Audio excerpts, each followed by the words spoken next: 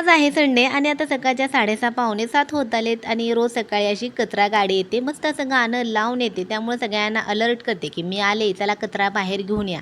आणि तसं म्हणलं तर आता संडेला काय नॉनव्हेज करायचं खरंच काय प्लॅनिंग नव्हतं, पण संचितला मध्येच सुचलं, चला म्हणला मटण आणूया.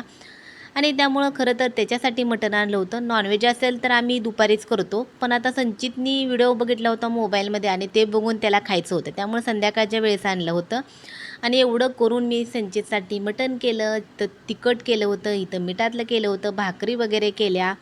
आणि तो उभा राहून पण मला म्हणत होता की झालं का, लवकर बनव, भूक लागली. आणि एवढं सगळं करून संचितनी मात्र काही जेवणच केलं नाही. नाही म्हणलं, मला भूक नाही, खाल्लं नाही. आणि असं संचितचं नेहमीच असतं, नॉनव्हेज फक्त खायचं म्हणतो आणि खात काहीच नाही. नंतर मी भाज्या वगैरे पण आणल्या होत्या संध्याकाळच्या वेळेस.